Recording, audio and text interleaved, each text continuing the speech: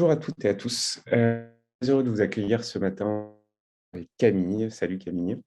Salut Nazim. Comme vous le savez, c'est la raison pour laquelle vous êtes là ce matin. On va passer un petit 45 minutes ensemble où l'idée, ça sera d'échanger sur un sujet, je pense, qui va parler à l'essentiel d'entre vous autour de l'acquisition et la rétention des collaborateurs et des talents. Pour ce faire, comme je le disais, je suis très content d'accueillir Camille, qui est en charge de toute la politique et de la stratégie RH de DreamQuark, qui est une super boîte parisienne, super startup qu'elle nous présentera rapidement. Pour ma part, donc, je suis Nazim Chibal, le cofondateur de Clara. Je suis content de vous accueillir aujourd'hui en vous faisant découvrir aussi un tout petit peu les énormes hauteurs sous plafond de Station F et en l'occurrence pour également vous introduire un tout petit peu ce que fait Clara. On est un éditeur de logiciels spécialisé sur les problématiques RH et plus particulièrement sur tous les sujets de développement RH ou de talent management, si je dois faire un peu d'anglicisme. Camille, du coup, si je te laisse te présenter très rapidement et nous présenter du coup DreamQuark. Ouais. Merci Nazim encore pour l'invitation. C'est chouette d'être avec vous aujourd'hui. Plaisir. Donc moi Camille, je suis DRH de DreamQuark. Mais donc aujourd'hui je suis super contente parce que j'ai décroché le badge de dinosaure. Ce qu'on appelle la dinosaure chez nous, c'est que j'ai dépassé les 5 ans d'ancienneté. Donc c'est vrai que c'est assez chouette parce que je suis les évolutions de l'entreprise depuis maintenant, donc 5 ans.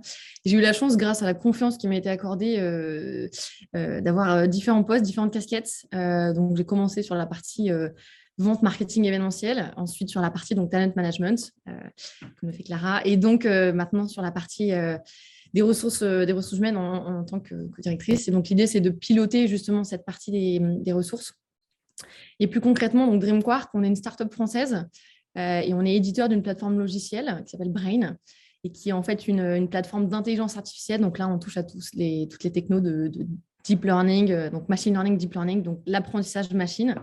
Et l'idée, c'est que c'est destiné justement à répondre aux cas d'usage métiers de nos clients qui sont donc plutôt des services financiers, donc banque, assurance et wealth management en particulier. Ouais. Super, merci beaucoup Camille. Pour débuter un petit peu la session et vous présenter comment ça va se dérouler, donc l'idée c'était de passer 20-25 minutes avec Camille à échanger un petit peu sur les problématiques qu'elle a pu rencontrer sur les thématiques que l'on aborde, comment elle a pu avoir aussi évidemment des solutions, s'il en existe en particulier sur le sujet du recrutement, pour essayer de tacler, je pense, un nombre de problématiques assez importants que vous devez rencontrer aussi vous dans vos fonctions. Et puis, on vous laissera la main aussi sur les 5-10 dernières minutes pour pouvoir poser un certain nombre de questions, que ce soit Camille, que ce soit moi-même, potentiellement pour essayer de préciser aussi les propos sur lesquels on aura pu interagir. Camille, pour démarrer, et quand on préparait cette session, en fait, pour vous raconter le making-of, j'ai eu envie d'avoir Camille sur ce premier webinaire de l'année 2022, tout simplement parce que on a déjà échangé quelques fois précédemment ensemble et je trouvais que c'était toujours assez intéressant. Donc, c'était très égoïste d'abord de l'avoir parce que je trouvais que moi, à titre personnel, c'était très intéressant. J'espère qu'à la sortie de cette session, il n'y aura pas que moi qui pensera ça.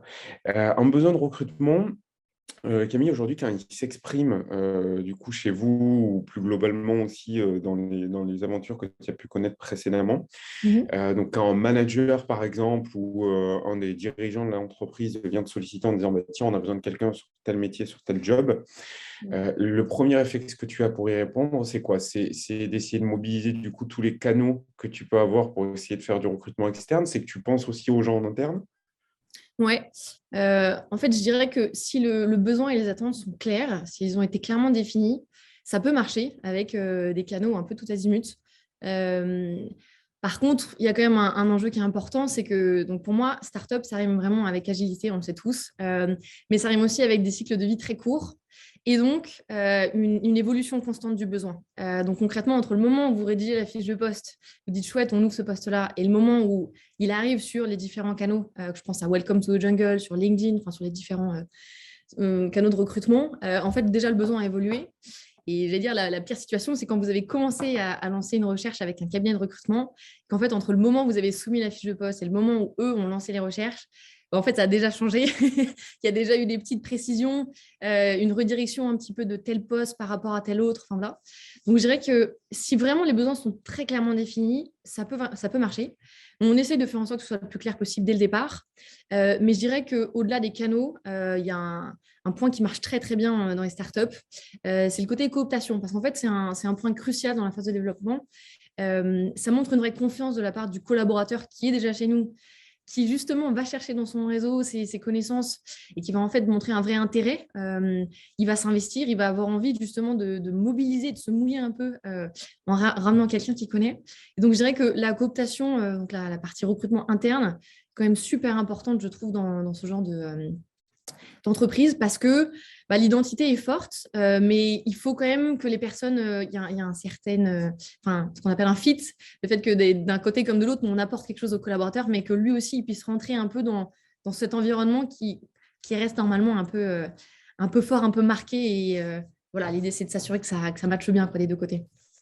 Et ça, et donc, ok, c'est très clair. Donc, ce que tu dis, c'est que l'idée, c'est aussi dans ce process de recrutement, ce ne soit pas juste le job de Camille, mais que potentiellement tu puisses faire participer tous les gens qui peuvent avoir un intérêt à y participer ou qui peuvent avoir envie d'y participer dans ce process-là, à jouer leur rôle. Concrètement, et moi, c'est ce que j'ai vécu un peu dans mes expériences précédentes, que ce soit en groupe ou que ce soit en startup.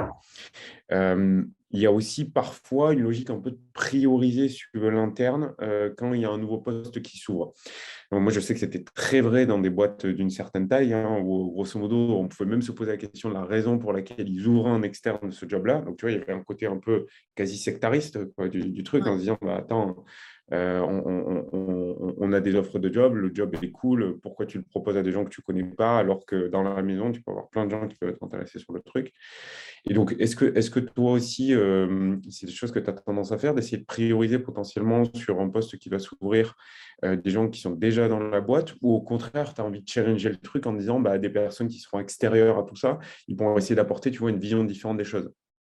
J'avoue que je pencherais pour l'option 1, c'est-à-dire quelqu'un qui est déjà dans la boîte, il connaît la boîte, il connaît les enjeux, les objectifs. Hum, On a qu'une envie, c'est de le faire monter en compétence, justement. Là, on a justement quelqu'un Ouais, qui était sur la partie UI/UX. On cherchait un profil de PO, Product Owner. ouais, On s'est dit, ça fait un moment qu'il nous dit, écoutez, là, j'aimerais bien m'investir un peu plus sur la partie produit, qu'est-ce que vous en pensez, etc.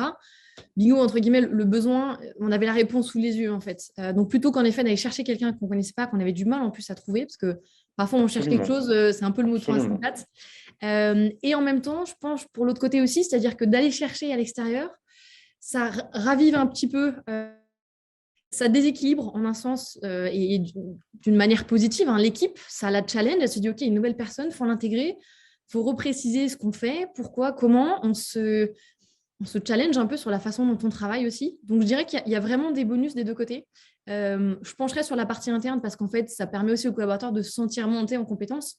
Et donc, le plan de développement des compétences, c'est quand même quelque chose d'assez important pour les ressources humaines. Donc, je privilégierais plus le premier que le deuxième, mais je trouve que les deux sont très, très importants dans une politique d'attraction. Ouais.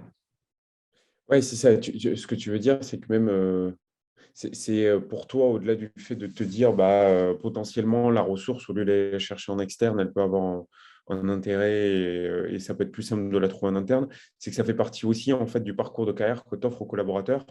Tout à fait. De lui dire, attends, quand tu nous rejoins, c'est pas forcément que pour un même job et pas forcément pour 10 ans, mais si on a des opportunités, et je pense que quand on est dans un profil de boîte comme tu l'es toi aujourd'hui, Clara, c'est des sujets qu'on a énormément en interne, tu as besoin d'offrir de la perspective aux gens. Les gens, ils viennent parce que tu es dans un environnement qui change et qui bouge. Ouais. Si par définition, tu vas leur expliquer qu'ils vont rester 5 ou 10 piges sur le même poste, ou qu'en l'occurrence, quand il y a un poste qui va s'ouvrir, ils ne vont pas pouvoir se positionner dessus, tu vois, tu as un manque de cohérence en fait, Ouais. entre le discours et ce que tu vas pratiquer. Quoi. Mm-mm. Ok, Ouais, donc tu mets en avant ce truc-là, et en l'occurrence, c'est un truc sur lequel aussi tu vois qu'il y a une attente particulière des collaborateurs. Par exemple, si je continue avec cet exemple que tu as évoqué, tu sens qu'il fallait aussi faire attention à la manière dont tu allais exposer demain, ils découvraient sur telle ou telle plateforme que tu étais à la recherche d'une personne sans avoir pris le temps de lui en parler peut-être en préambule. Ouais. C'est surtout, je pense, la volonté de chacun de se mobiliser, de se dire qu'est-ce que, dans le cadre de cette start-up, on met tous un peu la main à la pâte, comment est-ce que certaines compétences que j'ai pourraient potentiellement correspondre à cette fiche de poste, même s'il me manque il y a un petit écart entre la fiche de poste et moi, ce que Ouais. je peux faire. Est-ce que ça vaut pas la peine que moi, Enfin, et en fait, c'est vraiment dans cette dynamique-là qu'il est venu me voir en me disant, mais en fait, moi, ça m'intéresse vachement. Si vous êtes OK, je suis hyper preneur pour avoir des formations, monter un peu en compétences et en fait, derrière, pouvoir apporter beaucoup plus que juste ma fiche de poste. Et en fait, aujourd'hui, ça rentre un peu aussi dans cette politique de fidélisation, c'est-à-dire que moi, mon premier constat aujourd'hui par rapport aux startups, au marché, on va dire, de l'IA, de la finance, etc., c'est qu'aujourd'hui, on parle de guerre des talents et c'est pas pour rien. Je pense que quand on dit que justement, les géants d'industrie tech, je pense à Amazon, Google, les Salesforce et Facebook, ils ouvrent justement des centres de recherche et de développement à Paris. C'est pas pour rien, c'est parce que la main-d'œuvre, elle est très qualifiée, elle est moins chère que dans la Silicon Valley. Et clairement, ces géants-là, ils vont attirer pile poil les profils dont moi j'ai besoin. Et en fait, en tant que petit acteur, puisqu'on reste une start-up face à des géants, j'ai besoin justement de les fidéliser et de m'assurer que, de un, je réponds à leurs besoins, je suis à l'écoute de leurs attentes. Mais je vais surtout m'assurer qu'en fait, à partir du moment où ils rentrent chez nous, si par exemple ils étaient juniors sur leur poste, ils vont avoir une vraie capacité d'évolution et des opportunités pour justement se développer. Si quelqu'un qui sort de Centrale Supélec, de HEC, de l'X, il arrive en tant que junior, j'ai besoin de moi aussi me dire en tant qu'employeur, je l'ai fait monter en compétence et il ressortira plus senior sur je sais pas moi, sur certaines technos, certains nouveaux outils qu'on lui aura permis en fait d'utiliser et sur lesquels il sera monté en compétence. Donc je dirais que vraiment, c'est clairement comment garder le plus longtemps possible les pépites qu'on a en interne.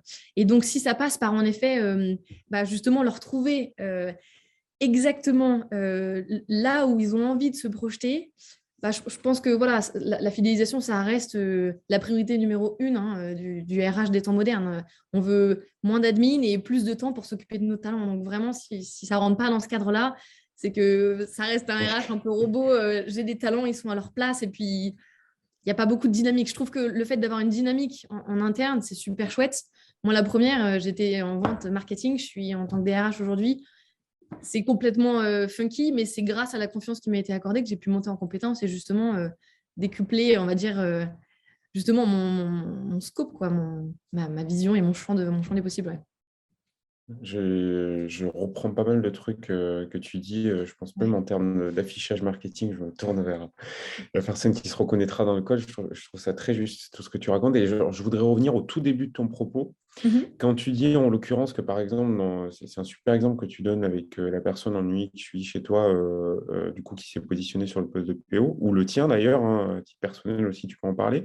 J'ai l'impression dans les deux cas, la limite que ça a, Camille, ce que tu évoques, c'est que ça a été dépendant de ta faculté ou de la faculté de la personne à venir solliciter ce truc-là.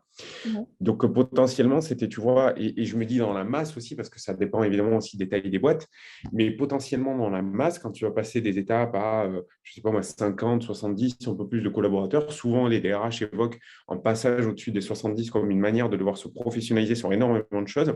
Quand tu vas ouvrir un certain nombre de jobs, tu ne vas pas pouvoir seulement espérer que les gens se manifestent, mais peut-être c'est aussi à toi un petit peu d'avoir suffisamment screené quelque part les populations que tu as aujourd'hui pour essayer de mettre en face d'une offre auquel tu penses en profil. Mhm. C'est souvent aussi le job qu'on effectue, nous, avec la solution, d'essayer d'apporter de la visibilité sur ce que ça fait à les gens pour essayer de trouver ce à quoi ils pourraient évoluer de par ailleurs, tu vois, donc pour alimenter aussi la réflexion des équipes RH dans le parcours de carrière qu'ils vont pouvoir donner aux collaborateurs. Et donc, j'y vois cette limite-là, tu vois. Au côté, ça reste. Alors, j'imagine que c'est un truc en même temps que tu as envie de simuler chez les collaborateurs, c'est-à-dire que tu as envie qu'ils soient entrepreneurs de leur propre carrière, comme on dit souvent, un peu conceptuel. Mais tu as le droit aussi de mettre en œuvre, tu vois, un certain nombre de choses qui vont te permettre justement de, toi, être potentiellement la source de propositions auprès du collaborateur, non? Bien sûr, ouais, ouais. Et c'est justement tout l'enjeu d'une politique, enfin d'une stratégie de rétention, c'est d'aller stimuler et de rendre acteur en fait le collaborateur, Exactement. qui n'est pas évident. Hein. Faut aussi avoir une bonne idée des leviers qu'on va pouvoir aller vraiment avoir pour tel ou tel collaborateur. Ça, je veux même te dire, dès aujourd'hui, dans une stratégie de recrutement, j'essaye lors des entretiens de me dire concrètement, si ce profil-là en face de moi, il était amené à rentrer chez Dream Quark, quels éventuels leviers je pourrais actionner le jour où je sens qu'il a besoin de se rendre un peu plus acteur. Ok. Et je pense qu'il faut le penser dès le départ, dès le début du cycle de vie, parce que si on commence à adresser ce sujet-là, à partir du moment où ça commence un peu à battre de l'aile, on sent qu'il y a un peu moins de motivation. Et s'il n'est pas spécialement acteur de son projet, on va dire, de pro, bah, malheureusement, c'est assez dur à ce moment-là de vraiment définir les leviers qu'il va aller chercher. Quand je parle de l'UE, ce sera il a besoin d'une super vie d'équipe, il a besoin de pouvoir s'auto-former et monter en compétences tout le temps. Enfin, vraiment, ce sera très, très personnel en fonction des profils. Mais ouais, c'est tout l'enjeu de cette stratégie-là, c'est d'identifier le plus en amont possible, je trouve, et de faire en sorte qu'on puisse avoir, comment dire, qu'on laisse les personnes, enfin, que les personnes soient acteurs de leur vie. Mais si parfois il faut les stimuler un peu pour qu'elles le deviennent, c'est d'autant plus chouette parce que ça vient d'eux, mais on leur a laissé une fenêtre de tir dans laquelle ils peuvent. Absolument, absolument. Quand tu veux qu'ils soient acteurs, ça ne veut pas dire que tu n'as pas le droit de leur proposer des choses aussi, tu vois. Bien sûr. Euh, et, et, euh, et en l'occurrence, je pense aussi que quand tu parles de levier sur lequel les gens fonctionnent, et c'est assez marrant de t'entendre dire qu'en gros, dans le critère de recrutement que tu vas avoir, la manière dont cette personne, tu la projettes dans la boîte, ça fait partie en fait, de toi, ton appréciation de son potentiel intégration dans l'aventure Dream Quark. Ce que je veux dire par là, c'est, en l'occurrence, ces leviers-là, tu as envie aussi, j'imagine, qu'ils soient liés un peu à ta culture de boîte. C'est-à-dire que si demain, tu as des gens, je dis n'importe quoi, qui viennent essentiellement pour très bien gagner leur vie, ce qui est honorable et il n'y a pas besoin d'en Ouais. juger, c'est juste que peut-être que ça ne correspond pas exactement, toi, à la culture de boîte que tu as envie d'avoir. C'est-à-dire que tu as, je ne sais pas moi, plutôt envie d'avoir des gens qui viennent pour une ambiance. Tu as plutôt envie d'avoir des gens qui viennent parce qu'il y a une dimension forte en termes d'impact à ton projet. Parce qu'il y a ces tendances aussi aujourd'hui de voir pas mal de projets germer où les gens ont l'impression, ce fameux sujet, où ils sont en quête de sens dans ce qu'ils font, etc., etc., en parler, reparler, etc. Mais en vrai de vrai, c'est juste que il n'y a pas forcément de bonne ou tu vois, de mauvais leviers. C'est juste que tu as besoin d'avoir des leviers qui soient cohérents avec tes leviers de boîte à toi. Je prends Ouais. mon exemple à moi et après je te laisse rebondir là-dessus. Nous, chez Clara, par exemple, je sais qu'il y a un truc particulier qui stimule, j'espère, le plus grand nombre de gens qui nous rejoignent. C'est un peu l'ambition qu'on peut avoir à porter dans le projet. C'est-à-dire qu'on ne se dit pas que c'est un truc qui a vocation à rester un peu stand-alone dans le développement. On n'est pas dans un mode forcément encore de stabilisation, mais plutôt dans un mode où tout le monde a envie d'aller très vite, de bien faire les choses et de grossir assez vite. Bon, si tu as des gens qui viennent, tu vois, avec une culture de boîte qui est un peu différente ou des leviers qui sont un peu différents et qui sont venus pour rejoindre une boîte où ils avaient envie peut-être d'être dans une zone de confort qui était un peu plus forte, bah, tu vois, ça va friter à un moment donné, quoi. Et tu ne vas pas les projeter. Mm. Non, et je pense même que ça, tu l'évoques très bien, hein, le fait que il faut aller déceler justement chez le collaborateur une vraie volonté j'allais dire, de correspondre un peu à cette marque employeur. Et au-delà de ça, euh, si par exemple chez un talent, on se rend compte que au fur et à mesure, bon, voilà, ça s'essouffle un peu, qu'il est moins investi, etc. Je pense qu'il faut fidéliser ses talents, mais pas à tout prix. C'est-à-dire qu'il ne faut pas retenir pour retenir. Pour moi, ce n'est pas une très bonne stratégie. Retenir un collaborateur qui n'a pas envie de rester, pour moi, c'est un non-sens. Parce qu'en fait, on va investir beaucoup d'énergie, beaucoup de temps. Et en fait, ce sera du coup comment dire, on va investir ce temps et cette énergie, mais malheureusement, ce ne sera pas sur du long terme, ce sera peut-être sur du court terme. Il va peut-être rester 2 mois de plus. Peut-être que de lui donner encore une énième prime, ça fera peut-être tenir quelques semaines, quelques mois de plus, mais ce ne sera pas sur du long terme. Et pire encore, c'est que ça va avoir un impact sur les équipes, les personnes qui vont Absolument. rester.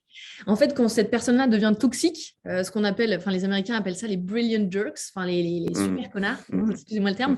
En gros, ils sont très doués, mais ils sentent un peu tout permis et ils ne rentrent pas complètement enfin, dans les cases. Il y a le côté un peu manque de respect, ils se sentent un peu au-dessus des autres membres de l'équipe.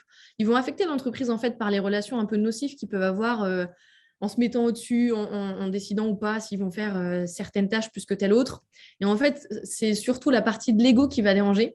Et je pense, pour moi, le cœur du sujet, c'est vraiment de rendre compte de la motivation première du salarié. Et en fonction de ces leviers-là, justement, on se rend compte si ça vaut la peine de les activer ou pas. Mais voilà, parfois, il y a des cycles de vie plus ou moins courts. Il y en a qui vont rester que 6 mois parce qu'en fait, ils passent de boîte en boîte. Ils ont juste envie de, en effet, prendre un tout petit peu d'expérience, puis monter en grade avec des nouvelles rémunérations, etc., quoi. Ouais, ce que tu dis, c'est que parfois, c'est assez contre-intuitif, hein, mais tu vois, on était là pour parler de politique de fidélisation, de comment tu retenais tes talents, etc. Mhm. Et en fait, enfin, ça veut pas dire que tu dois le faire à tout prix. C'est-à-dire qu'il y a aussi, et je te dis, de ma perception, et j'ai l'impression que c'est ce que tu dis aussi, hein, avec des mots différents, de ma perception, c'est vraiment un débat de cohérence avec la boîte, quoi. Je veux dire, Ouais. si demain, tu as quelqu'un qui veut partir où tu sais que le seul levier qu'il faut rester, et je pense que je prends cet exemple-là, mais c'est parce que c'est le plus facile à matérialiser, c'est de l'augmenter beaucoup. Mais si en contrepartie, comme tu le dis très justement, par exemple, ça dérègle complètement ta grille de salaire, que ça fait, je ne sais pas moi, d'un développeur, pour pas systématiquement, d'un développeur qui gagne beaucoup plus qu'un CTO, bon, il y Mhm. a un moment donné, il y a aussi tu vois, un devoir justement Ouais. de De cohérence et cohérence. d'équilibre à respecter Ouais. absolument par rapport à la boîte, qui fait que tu ne peux pas aller vers tout et n'importe quoi pour obtenir des gens. Et ça veut dire que tu as fait le taf en amont pour énormément travailler, matérialiser et verbaliser ce qui est ta culture de boîte, tu vois, un peu comme tu te définis toi en tant que personne, définir la boîte en tant que personne aussi morale. Et que derrière, voilà, tout ce qui va en découler, ce soit quelque part cohérent avec ce truc-là que tu as défini ton haut. Mhm. Et donc ça, c'est sur la rétention dont on a pas mal discuté. Sur l'acquisition, justement aussi, donc sur la manière dont tu vas aller chercher les talents. Alors, tu l'as évoqué aussi rapidement, il y a le sujet de la guerre des talents.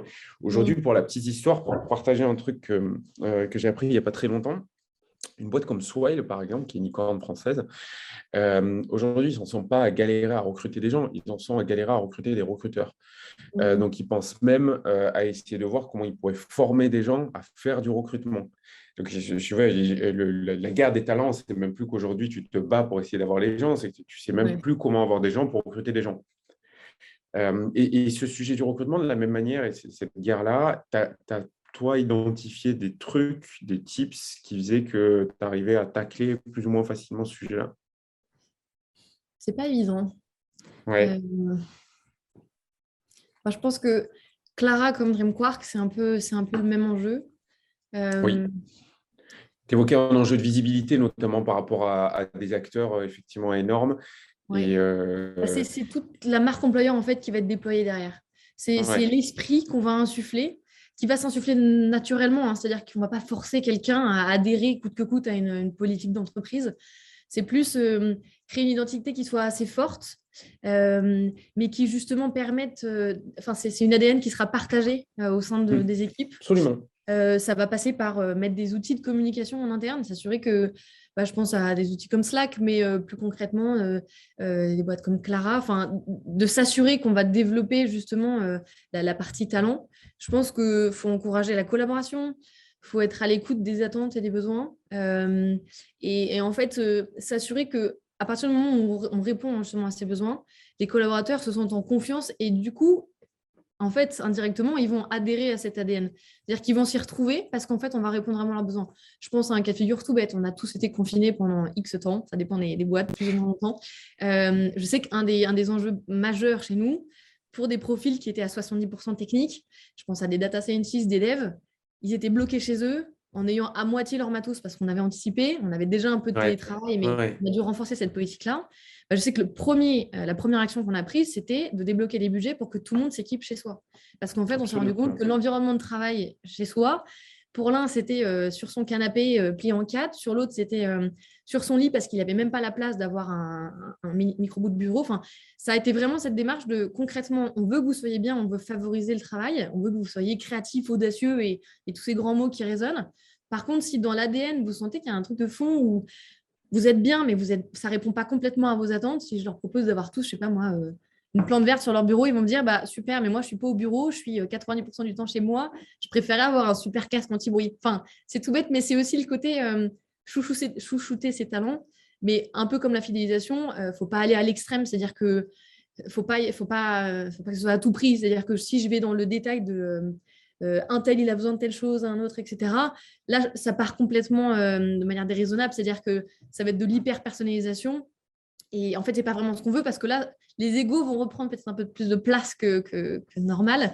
Et je dirais qu'il vaut mieux insuffler un peu cet esprit d'équipe. On est en collectif, on a tous un peu les mêmes éléments de rétribution. Enfin, je pense qu'au-delà de tous les avantages sociaux, tu évoquais Swile, je pense qu'il faut en donner assez pour valoriser le travail et justement leur montrer qu'on est derrière eux.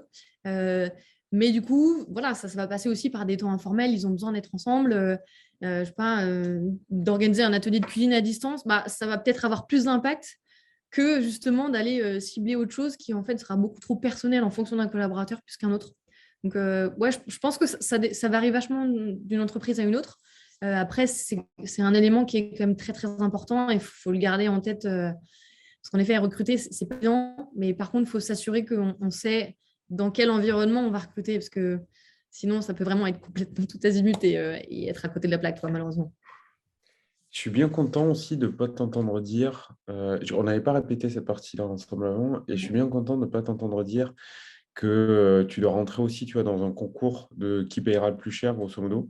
Mhm. Parce que tu l'as évoqué, il y a deux choses. Un, il y a toujours quelqu'un qui est plus riche que toi.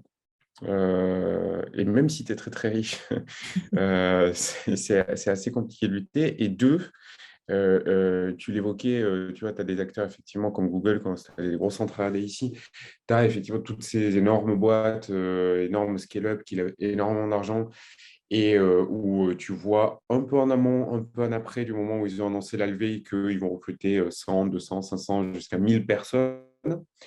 Et en fait, tu as bien conscience que bon, c'est pas là-dessus que tu vas pouvoir jouer, hein. Je veux dire, il y a une inflation aujourd'hui, il y a Mhm. l'inflation dans la vie de manière générale, mais en tout cas dans le microcosme parisien, qui est peut-être celui qu'on connaît un petit peu le mieux, qui est assez caricatural, mais en tout cas, il y a aussi l'inflation des salaires sur un certain nombre de métiers.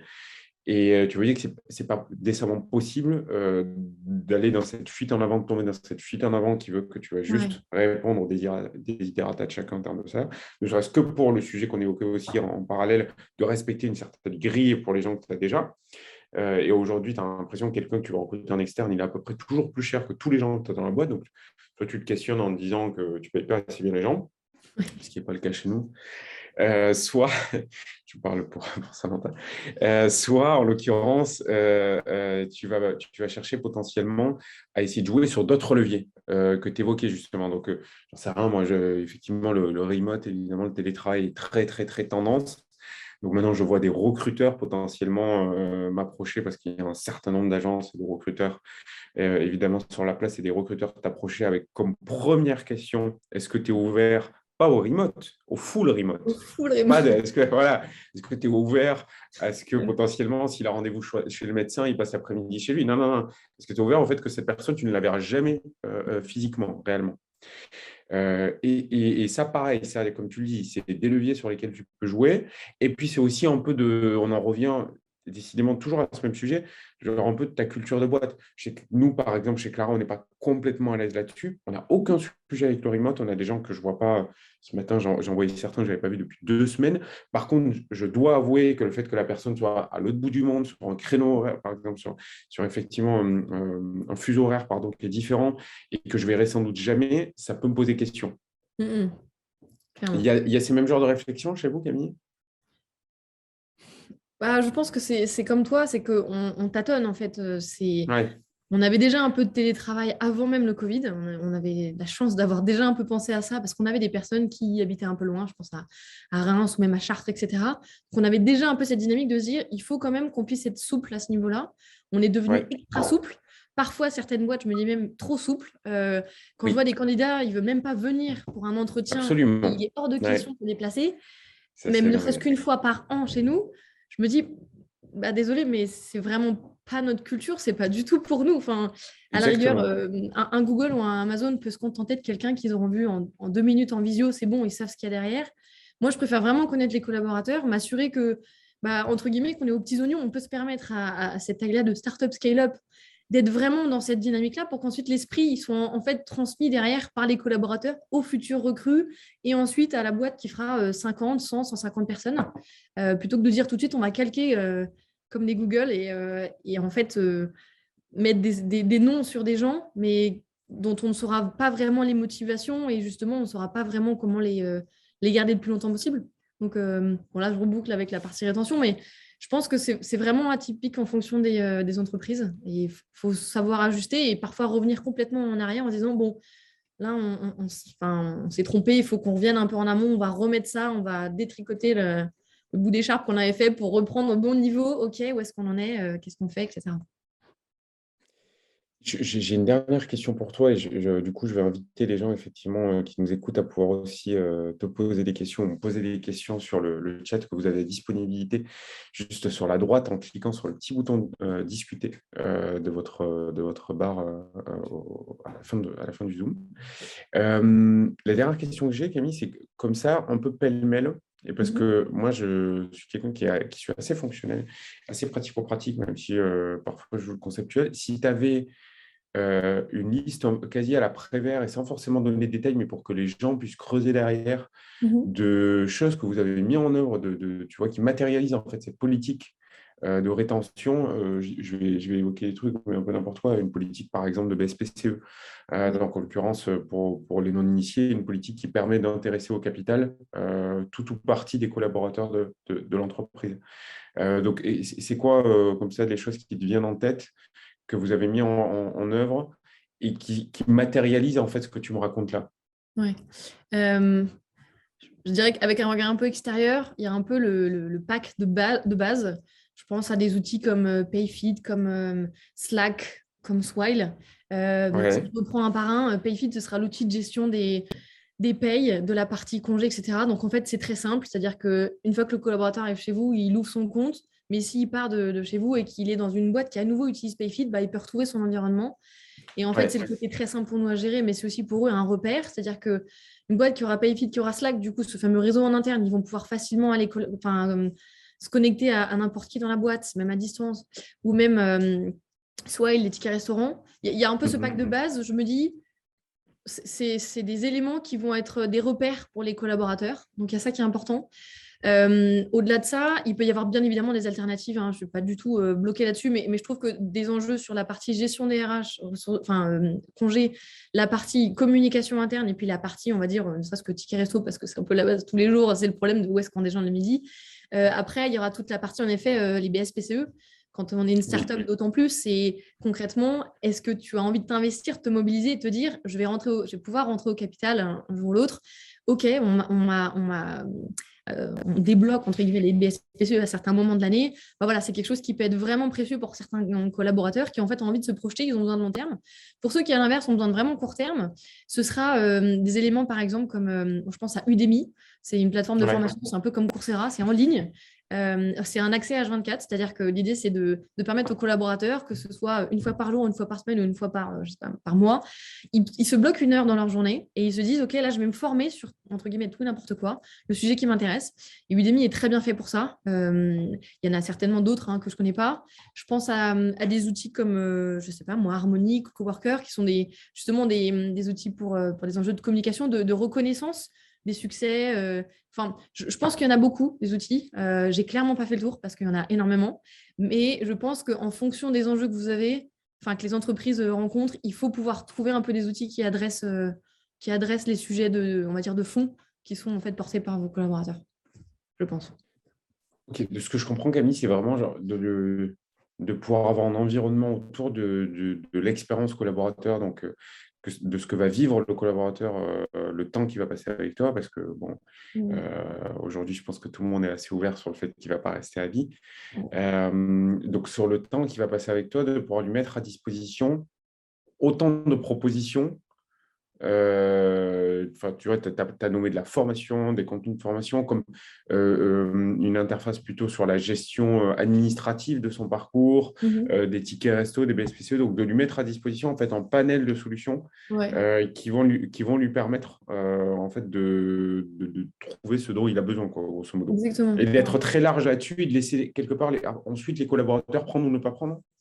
Il y a un peu de ça. Après, je pense que, comme toute startup qui se respecte, on n'a pas non plus des budgets illimités. Donc, faut s'assurer qu'on cible bien et qu'en fait, il y a un maximum de personnes qui vont être satisfaites par telle ou telle solution.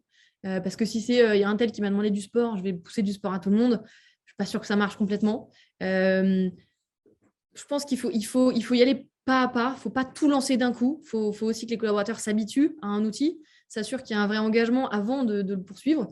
Si on sent qu'au bout de 3 mois, on s'essouffle, bah, il vaut mieux arrêter pour reprendre autre chose et s'assurer qu'on va vraiment en trouver un qui va répondre aux besoins. Donc, il ne faut pas non plus trop diversifier, mais il faut avoir assez pour être attractif parce qu'en fait, malheureusement, je pense à Welcome to the Jungle. On a refait notre tournage de renouvellement là, de la page. Bah, en fait, on s'est rendu compte que ce qui marchait énormément sur ces pages-là de visibilité, bah, en fait, c'est concrètement tous les petits plus que Dreamquark va avoir versus une autre boîte qui va faire aussi, je ne sais pas moi, de l'IA pour les banques assurances. Bah, est-ce qu'il y a un truc qui va, qui va pêcher chez nous ou alors à l'inverse, qui va vachement nous mettre en avant par rapport à tel acteur. Et on sait qu'aujourd'hui, enfin, la guerre des talents, c'est aussi la guerre des profils tech. Tu évoquais les développeurs tout à l'heure.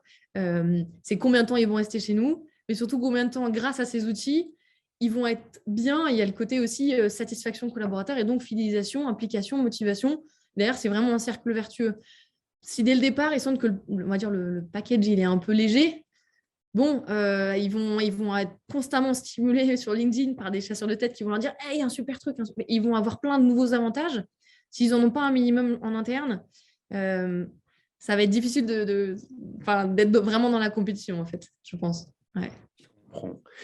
Je vais donner la parole un peu aux gens et je vais en faire le relais, Camille. J'ai une première remarque d'Éléonore, effectivement, qui est très juste, qui dit qu'elle n'a pas vraiment de questions, mais qu'elle partage complètement ce que tu as pu évoquer sur parfois les sujets en fait, de remote, de télétravail ou de pas télétravail.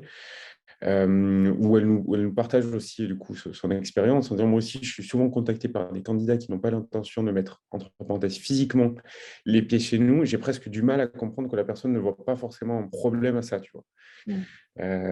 Et ça, en l'occurrence, c'est aussi des pratiques qui ont été installées par un certain nombre de boîtes, hein. Je veux dire, j'imagine que s'ils ont ces sollicitations-là, c'est qu'ils ont pu soit en bénéficier, soit que ça a pu faire partie du package qu'on a pu leur proposer, tu vois, l'expérience collaborateur, justement. Et parfois, c'est une identité, je pense, d'entreprise. Au-delà de ça, Absolument. leur identité, c'est pas d'être en mode collectif, cohésion et en fait de travailler en équipe. C'est plus vous êtes des solo players, chacun dans votre coin. C'est très siloté. Vous avez chacun votre périmètre d'action.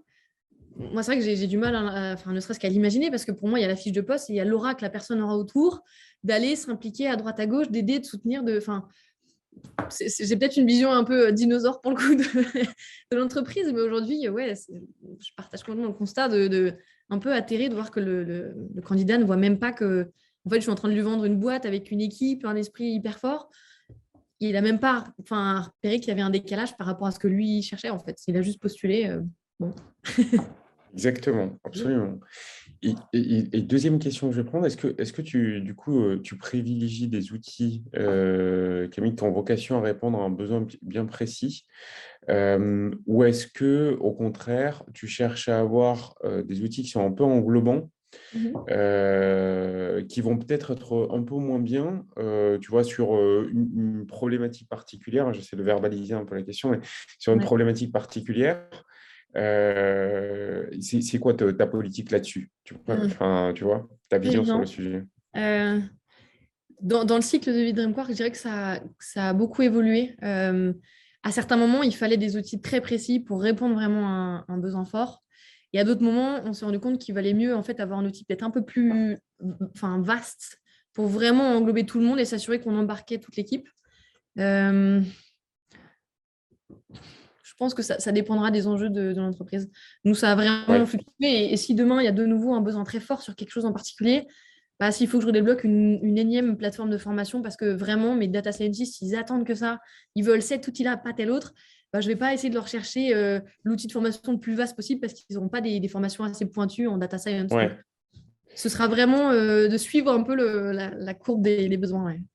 Ouais, et de la pression positive que tu peux avoir. C'est ce que tu évoques. Grosso modo, si tu as des gens qui viennent aussi avec une pression qui vont te mettre sur une solution en particulier qu'ils imaginent, outil ou politique ou peu importe, hein, mais une solution en particulier qu'ils imaginent, bon, je pense que c'est essentiellement pas ton rôle quelque part d'être dans la déception, tu vois, leur annoncer que ça va pas être possible, mais plutôt d'essayer de leur apporter des solutions à leurs problèmes. Tu as parlé de rétention des talents. Je prends une dernière question. Tu as parlé de rétention des talents. Et aussi du lien que ça peut avoir évidemment avec les 2 dernières années qui se sont écoulées. Est-ce que du coup, par rapport à ces 2 dernières années, à la transformation un petit peu qu'on a pu rencontrer, tu as un process de recrutement qui a évolué, qui a changé? Il y a des choses qui se sont mises à apparaître qui n'existaient pas. On ne va pas reparler du remote, mais au-delà du remote, est-ce qu'il y a vraiment une appréhension aussi différente de ces enjeux-là? Je trouve que ce qui a changé, c'est aussi les profils en face de nous, les profils de Ouais, candidats. En fait, ça reste les mêmes profils, on va dire, de base. C'est les gens qui sortent de Centrale Supélec, de l'X, etc. Enfin, ouais. surtout pour nous, enfin, pour nous. Mais je sens que leur vision de l'entreprise, du marché du travail, a beaucoup évolué. Et même encore aujourd'hui, hein, j'avoue, je suis encore un peu dans le flou sur certains profils. Je me dis, mais j'ai du mal à percevoir vraiment ce qu'ils attendent de moi en tant qu'employeur. Pour certains, ils vont être tellement en autopilote. Pendant 2 ans, ils ont été seuls sur leur projet, donc ils ont trouvé des moyens de s'auto-former, etc. Qu'est-ce que moi, je pourrais vraiment renouveler et apporter de nouveau dans cette vision-là? Euh, c'est comme si, de manière générale, il fallait que je mesure un peu l'impact de ma stratégie de rétention. En fait, c'est très dur, les indicateurs, ils évoluent constamment. Alors, en l'occurrence, j'aurais du mal à mesurer vraiment les nouvelles attentes et les nouveaux besoins. Ils ne sont pas évidents, ils sont pas clairement exprimés. Les jeunes diplômés, ils ne sont pas forcément sur des webinaires à expliquer vraiment sous tous les angles qu'est-ce que j'attends, voilà où j'en suis, ma motivation intrinsèque, etc. Euh, donc, ouais, pas évident comme question, j'avoue. Ouais. Il est 11h58, quasi 59. On arrive au bout de cette session. C'était toujours aussi intéressant pour moi. J'espère que ça l'a été pour toutes les personnes qui étaient avec nous. Moi, je continuerai à échanger avec Camille parce qu'encore une fois, je trouve que c'est enrichissant. Je te remercie, Camille, pour le temps que tu nous as consacré. Je parle au nom des personnes qui étaient présentes, mais franchement, je trouve que c'était cool. Merci. Je te dis, j'en ai même appris alors qu'on a déjà échangé, nous, précédemment, quelques fois ensemble. Donc, c'est pas que pour te flatter, un peu, parce que je suis obligé, mais pas que. Pour tous les gens qui sont à l'écoute, on va se retrouver très prochainement avec un prochain webinaire où on aura la chance d'avoir des invités de la même acabit, je dirais, de la même qualité que Camille, et sur un sujet qui sera aussi passionnant que ce dernier. Je vous invite à nous suivre un petit peu aussi sur les publications qu'on peut faire pour être tenu au courant de ça. Et puis, n'hésitez pas également, si évidemment, sur tous les sujets qu'on a pu évoquer aujourd'hui, ça vous semble nécessaire d'outiller un petit peu vos politiques RH, vos politiques de rétention. Je pense que, comme l'a dit Camille, c'est pas quelque chose qu'il faut prendre à la légère. Et évidemment, c'est pas moi à juger parti dans ce sujet-là qui va vous dire le contraire. Et évidemment, toutes les équipes de Clara sont à votre disposition pour vous détailler un peu tout ça. C'était un grand plaisir. Merci encore, Camille. Merci, Nazim, c'est Euh, très chouette. Ouais. je t'en Et aller prie. voir Clara, ça vaut vraiment des tours. C'est gentil. Très chouette. C'est gentil. C'est la classe. Merci beaucoup, Camille. Passez une bonne journée. Et puis à très bientôt pour tout le monde.